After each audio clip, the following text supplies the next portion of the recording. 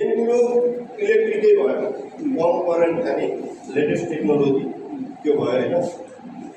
Inverter र नर्मलमा फरक धेरै कुरा गर्न जाँदा निकै नै हुन्छ। जस्तो नर्मल एसी कम गर्न साथ 1300 वाट नै चल्छ, 5 एम्पियर नै लिन्छ कि यो कोठा चिसो नभएसम्म। कोठा चिसो भयो भनेपछि ऊ अफ भएर बस्छ। तर इन्भर्टर टाइपको एसी 100 वाटबाट चल्न सुरु गर्छ, जम्मा 100 वाटबाट चल्न सुरु गर्छ। त्यो भएर यो 6 एम्पियरको एमसिबीमा पनि चल्छ। केही बेर पछि 7-8को एसी ट्रिप हुन्छ, 1 टनको एसी 6 एम्पियरमा मजाले चलिरहेको हुन्छ। कतिपय ठाउँमा किन चलिरहेको हुन्छ भने कोठा सानो छ, तपाईँको रिक्वायरमेन्ट अनुसार कोठा ठिकठाक छ भनेपछि तपाईँको रुम टेम्परेचर हाम्रो रिक्वायरमेन्ट 22-23 डिग्री थियो। यो एसी चल्छ 200 वाट, 100 वाट, 200 वाटबाट स्टार्ट गर्छ। अब हाम्रो रिक्वायरमेन्ट 22 डिग्री सेन्टिग्रेड, यो 800 डिग्री 800 वाट पुग्दा पुग्दै कोठाको रुम टेम्परेचर मेन्टेन भयो भने अब यो एसी 1200 वाट पुग्नु जरुरी नै छैन। सेन्सरको माध्यमबाट के सूचना दिन्छ बाहिर भने भित्र चिसो पर्याप्त भइसक्यो, अब तिमी आरपिएम कम गर भन्छ उसले। अटोमेटिक कम्प्रेसरको आरपिएम घट्छ, त्यो फेरि 800 बाट 400, 600, 500, 400, 300, 200 भएर 100 मा आएर मजाले चलेर बस्दिन्छ। कि एउटा पङ्खाभन्दा अलिकति बेसी मात्रै होइन, स्लोमा चलेर बसिरहन्छ। 1 टनको एसी, यही एसी 1300 वाट नै हुन्छ, यही एसी 100 वाट पनि चलिदिन्छ, 100 देखि 200 वाट पनि। कतिपय बन्दै हुन्छ, लगभग इन्भर्टर टाइपको एसीहरू बाहिरको युनिट बन्द हुँदैनन्, स्लोमा चलेर बसिरहेको हुन्छन्। त्यो हुँदाखेरि रुम टेम्परेचर 22 छ भने इन्भर्टर एसी चलाएको ठाउँमा 22 हुन्छ लगभग। नर्मल एसीमा 24 पनि हुनसक्यो, 21 पनि अटो कट गर्न सक्यो। नर्मल एसी चलेर अटो अफ नहुन्जेलसम्म 1200 वाटै खान्छ, 1300 वाटै खान्छ, या 12000 बिट्यु नै खान्छ। इन्भर्टर एसीमा त्यो नियम लागू हुँदैन। अब कोठाको साइज नपुर्याइकन राखेको छ भने फेरि नर्मल एसी भन्दा इन्भर्टर एसीले करेन्ट बढी खान्छ। इन्भर्टर टेक्नोलोजीको एसी भन्दैमा करेन्ट बढी खाने होइन, कम खाने चाहिँ होइन है, त्यसको साइज पुग्नु पऱ्यो।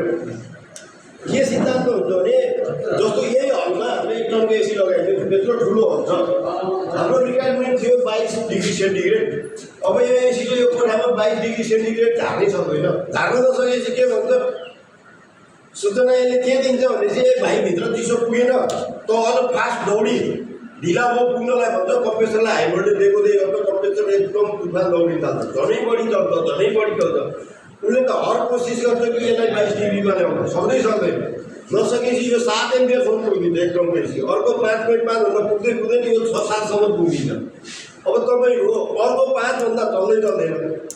अब यो 2 एम्पियर बढीमा दिनभरि चल्यो भने कति करेन्ट बढी खान्छ, त्यो हुन्छ। त्यो भएर साइज पुगेन भने इन्भर्टर टेक्नोलोजीको बेफाइदा पनि रहेछ, करेन्ट झन् बढी खान्छ। बेफाइदा नै त नभन्नु, बेफाइदा त भइहाल्यो, करेन्ट बढी खायो।